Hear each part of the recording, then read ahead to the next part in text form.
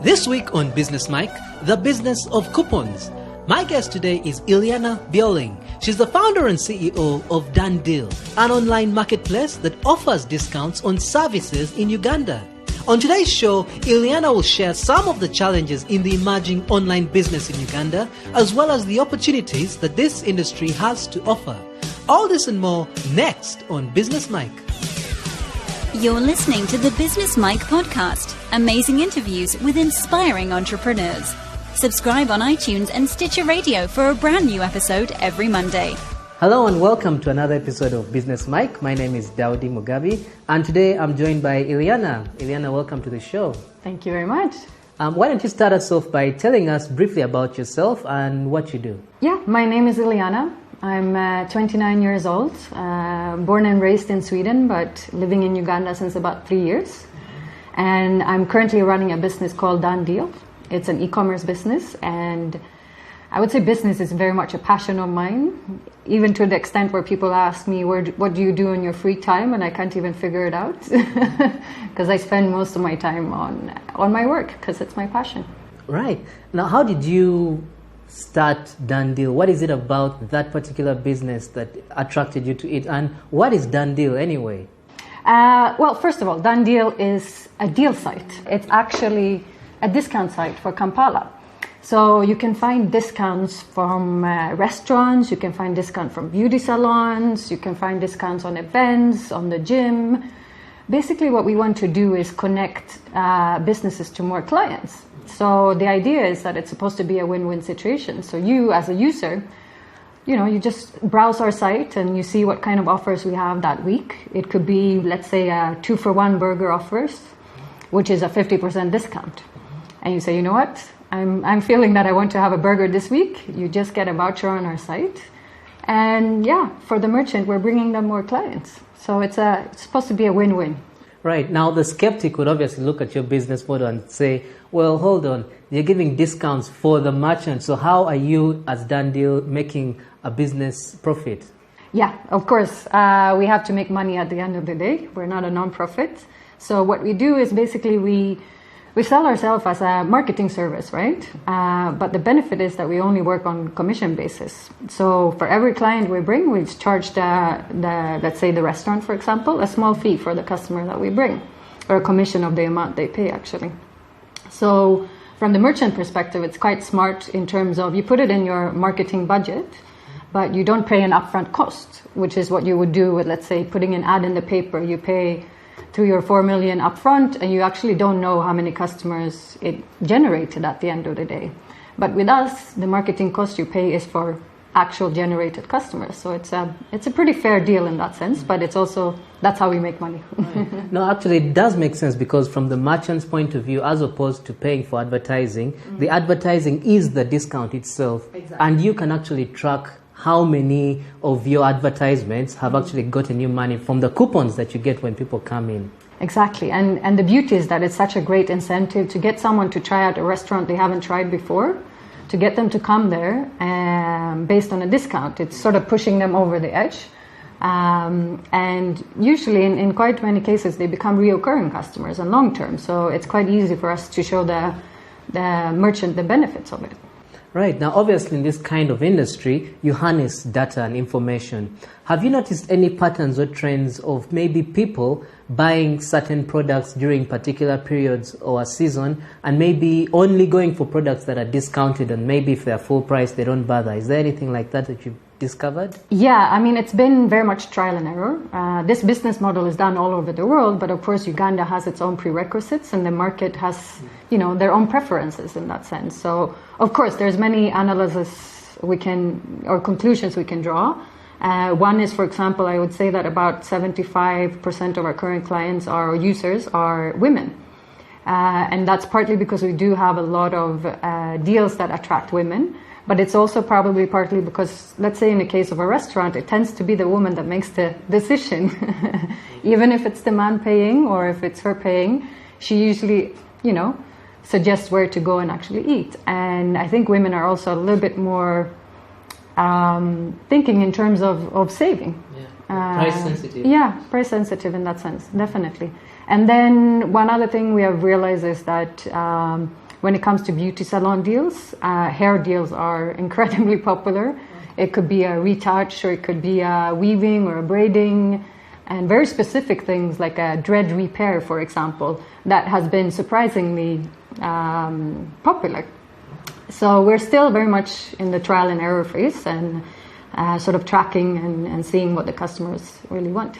Being an online business, particularly in a country like Uganda, this is something that is not very common, more so for the consumers. So are there any challenges that you have faced as a business trying to create awareness or driving the business to grow in Uganda in particular? Yes, we have a number of challenges. Anything else would be strange, I would say. But a few of the most crucial ones are, of course, usability and getting people sort of comfortable with the process, trust. Sometimes I've been getting phone calls and people call me and are almost angry. This can't be true. This discount is too good. Or people calling me and having problems with how to sign up on the website because they're not used to that whole thing. And it's sort of a role we have to take together with other e-commerce companies that are currently here to get people used to buying things online or using services online in general. And that's definitely a challenge. Another big challenge we have is that since we are working on a commission basis, we are definitely depending on large numbers of users, right? So to reach large numbers, we have to be very, very creative with marketing.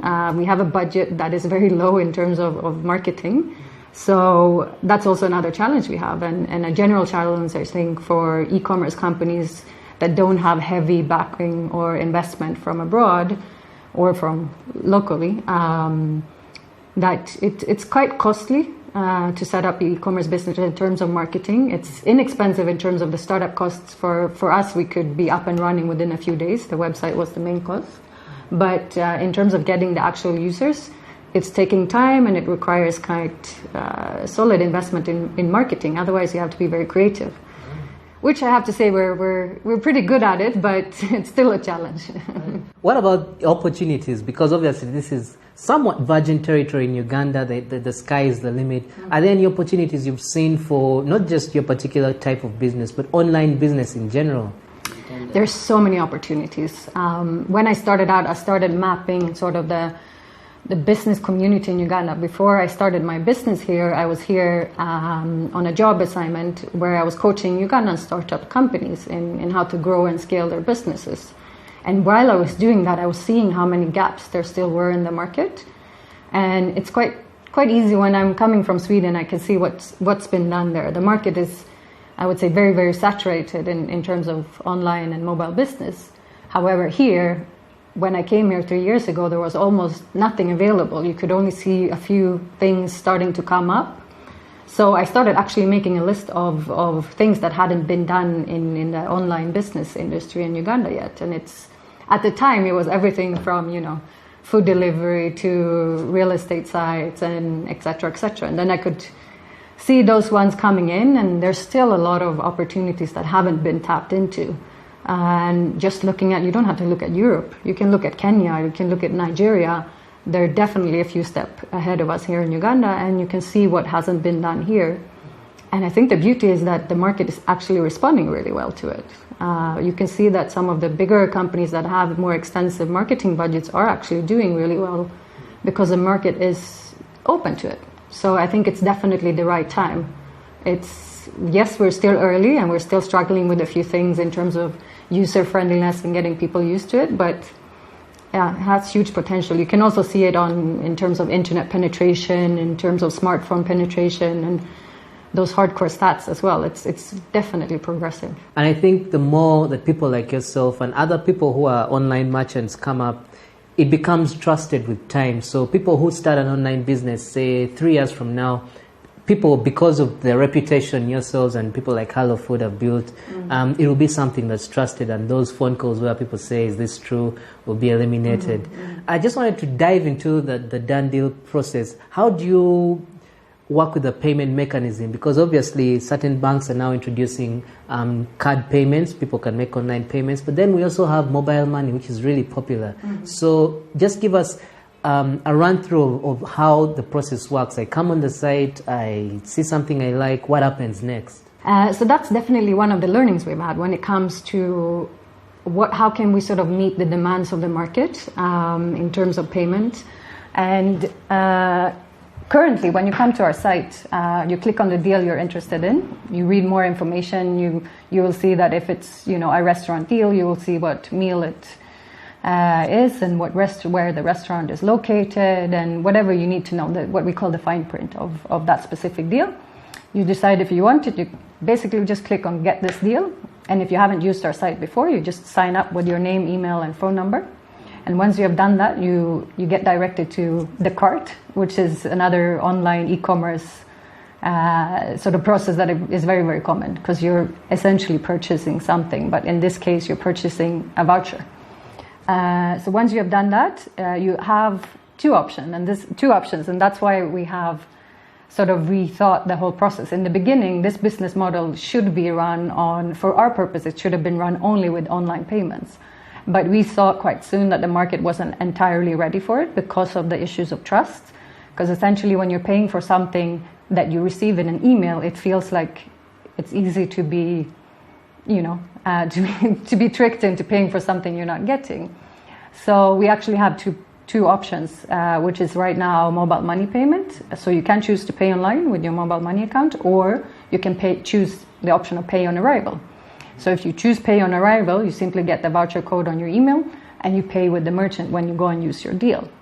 However, this is something we want to transition from because it becomes very tricky for us to follow up who has used the voucher or not, and the customer is less likely to, or they're more likely to forget that they have the voucher and go and use it. Well, if you have paid for it, you're going to be more sure that you actually go and use it. So this is something that has been a temporary strategy for us, and we're right now creating sort of incentives for people to start paying more online. So for example, you will be able to get a higher discount if you pay via mobile money. When it comes to Visa card, we haven't actually integrated it yet. We could, but we haven't seen we did a small market survey, and we realized there was not really a very big percentage of people that would even use it. But we might add it on as a payment option later on. We'll see. Just wanted to quickly touch on that last point you made of a survey. Most times when people are starting a business, there are certain elements they want to incorporate and things like that. How big of a survey do you run, and what kind of people do you look at when making a survey for a decision just like that one? Well, like any business, it's easier in theory to say that we're going to go out and do an extensive market survey and really find out ABC. But then at the end of the day, you're running operations and you need to do whatever you can work with in terms of resources. So it depends on how important the end result of the survey is for you. In this case, we sort of already had an assumption about Visa card payments not being that important. But in other cases, such as when it comes to marketing or in terms of what kind of deals would you want, then that has been more important for us to actually figure out. So it comes down to resources. How big of a team do you have? How much time and money can you spend on a survey? And how important is the result for you?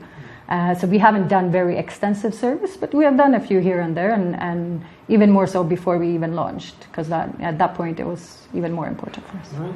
Now, what advice, based on your experience in this particular industry, would you give someone that's planning on starting an online business in Uganda? Wow, that's a big question. I have probably a long list, but a few key points would be that, be prepared for the fact that we're still in very, very early stages. So be sure of your business model. And as we are running right now on the need of large amount of users, if you have a similar model to that, you need to be pretty sure that you can get investment to be able to actually run and cover your costs and do a few marketing efforts as well. If not, you need to figure out if you can come up with a business model that can be less depending on large number of users. I mean, it's in that sense, it's a very untraditional business. When I, for example, have spoken to potential investors locally in Uganda, we sort of clash on the point of how they see I have a very long-term perspective. This business has huge potential once you get the big numbers, but it's going to take us time to get there. While someone here wants to see they want to see revenue from tomorrow, and that's a mindset that doesn't necessarily fit into the e-commerce business sort of agenda in that sense. So that would also be an advice, to be very aware of what route you're taking, and just be sure about your revenue model, your business model, and how you can build it strategically in that sense. Right. How long have you been running Done Deal? Well, we launched it January last year, but of course there was a lot of work before launching it. So a couple of months before that, we were out speaking to merchants. When we launched, we obviously had deals on the site already, so we had built connections with a lot of merchants in Kampala. I trained a team of people that were out and selling, and so it's been a couple of months before January, so probably I would say October. And for anyone out there that's listening that maybe they have a product or service that they want to bring along to Done Deal, what's the procedure for these people to get in touch with you and have a partnership?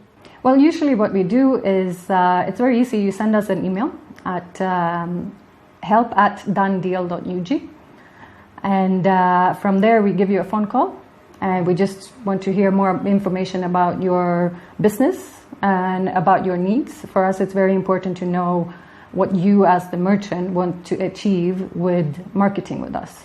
If it's, for example, a restaurant, it could be very different things. It could be, well, I have a new menu that I want to push, or it could be we have changed location and I want people to come there, or it could be we don't have much traffic on a Monday, so we want to have a specific deal for Mondays. So we always make sure we map out what your needs are and how we can sort of meet that in the best way. So usually we do that over the phone or with a physical meeting, depending on what's more convenient. And what's your happiest moment or experience ever since you launched Done Deal? Wow, there's been many. Going back a little bit in time, I would say when we got angel investment was a big step for us. It was something that we had been working on for quite some time. And we got very good and involved investors. At what stage did that come? Well, that's not too long ago. It's about 7 months back now. And it was a process we had been working on for almost 6 months as well, because we were very aware that we needed to raise some funding. So that was a big release, and the whole team was involved, and everyone was very, very happy, because we knew that this means that, we can take off properly. So that's one thing, definitely. And then another thing was actually when we arranged Kampala Restaurant Awards together with Hello Food. That was a very, very big event. It started out small, as a small idea, where me and the MD from Hello Food sat down and said, you know what, we should do something for the restaurant industry and sort of reward the ones that are doing really well, but also push the other restaurants to do better and develop. But it turned into a pretty big event. Sponsors were very sort of keen to come on board, and we had more than 66 nominated restaurants. We had people visiting these restaurants all over Kampala, and it was a lot of hard work for the whole team. So when we actually had the event at Serena that night, once it was over, everything had run smoothly. Nothing had gone seemingly wrong, and it just turned out to be a great success. And the whole team was just relieved, super tired, exhausted, but so happy at the same time. That was also one of the later sort of moments that were really... Did you celebrate with a very big discounted meal? Yeah, that was the funny part. We had a 3-course meal, 4-course even meal at Serena, but all of us were so nervous. I don't think anyone ate, so we ended up going out to have some food after that. Right. Let's take a very quick break, and we'll be right back with the Trivia Lounge. I think what you would want to do as an artist, have a brand that is louder than the music. So when you don't have a song in like 2 months while you're recording, your brand is still bright enough for people to say that, yeah, that's the guy. You know, branding is extremely important. We've seen it with people like Juliana and Irene Namubiru and Bebe Cool and all these people. Like, they don't have to have a song every month. Their brand is big enough for them to go on command and say, I want to the corporates and say, I want 100 million for this event I'm putting together. The corporates will back it because they trust in that brand. You know, so branding is very, very crucial. For more amazing interviews, go to www.businessmike.com or sign up for our weekly newsletter by simply sending an email to subscribe@businessmike.com. Welcome to the Trivia Lounge, a section where I ask you 5 questions based on your industry, and we'll see how well you'll do. This is the first question. Digital coupons are growing in popularity, but print-based coupons are still popular. What percentage of the coupons do you think print-based coupons represent? Is it 45%, 63%, or 70%? In Uganda or Globally. globally? Oh wow, that's tricky. Gosh, I would say that back home close to 0%, but in other parts of the world probably close to 100%. So I would do a very Swedish thing and go with the mid option. What was it, 40? It was 45, 63, and 70. Okay, 63. Oh, it's actually 70%. Really? Yeah. Wow. There's still Not a the long way to majority. Yeah. Question number 2. Groupon is the most popular coupon website in the world. But how much traffic does it generate monthly with unique users? Is it 20 million, 24 million, or 30 million? Wow. Well, they're in so many countries and the options are quite close, but I would go with 30 million. That's absolutely right. They are having 30 million unique users. And just behind them is Retail Me Not with 24 million. And in third place is Zulily with 20 million. That's a lot of traffic. Question number 3. So far you've got 1 out of 2. The word coupon comes from a foreign word in what language? Is it French, Italian, or German? Well, I'm thinking spontaneously Italian. It's actually French. Oh, wow. It comes from a word called couper, which actually means a piece cut off. Ah, this is great. I'm learning a lot. Question number 4. Which was the first company to actually use coupons? Was it McDonald's, Coca-Cola, or Cornflakes? I remember back in the day when I was a kid, Cornflakes had, they put coupons in their boxes. Mm-hmm. But then again, McDonald's has done this for a long time, so I would go with McDonald's. It actually is Coca-Cola. You're sure? Yes. In 1886, John Pemberton, the creator of the Coca-Cola syrup, gave out free drink cards to the people just outside his store and in the town. But he wasn't getting much traffic from that particular method. And in 1888, Asa Candler bought the formula from him for $2,300 and actually liked that idea of giving out free drink cards, that he put vouchers in magazines and sent them out to the rest of the country. And through this method, Coca-Cola became the household name that it is today. So, fantastic. In essence, Coca-Cola was the founder of the coupon thingy. Right, final question. In the year 2013, which one of the following was the most popular coupon category? Was it adult vitamins, household cleaning supplies, or boxed cereal? And we're now talking on a world level as well, right? Yes. Well, it's one of the first two, either vitamins or house cleaning. Looking at, well, maybe I'm biased to the European market now, but vitamins probably. Vitamins actually was number 5. Household cleaning supplies was number 2, and boxed cereal came in at number 1. Boxed cereal? Yep, so that's cornflakes, Cocoa Pops, that kind of stuff. I thought that was outdated with boxed cereal. Well, people are too healthy for that these days. This was in 2013, so you never know. Okay, well, That was the trend back too then. long ago, though. Well, that wraps it up for the Trivia Lounge. Thank you for participating, and hopefully, we've all learned a thing or two about coupons. Definitely. Right, so if you were cast away on a desert island and you were to take 3 things with you, what movie would you take with you? What book would you take with you? And what song would you take with you? Well, let's start with the movie. Okay. Since it's International Women's Day today, when we're sitting here, I would go with a Swedish movie, but it's done in an American format as well. So we have 2 versions. It's The Girl with the Dragon Tattoo. It's a very hardcore feminist empowering movie.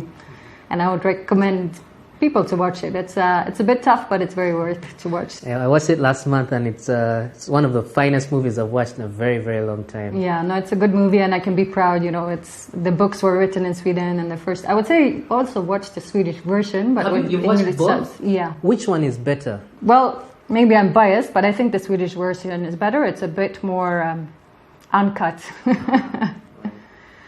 In terms of a book, that's a tricky one. If I'm going to deserted island, I mean, I could be cliche and say a business book, but then again, what am I going to use that for in a deserted island? So I would go with something. My background is political science. So I would go with one of the really old philosophers like Plato or something like that, or one of those things where you can just spend your time thinking and philosophizing about life kind of thing.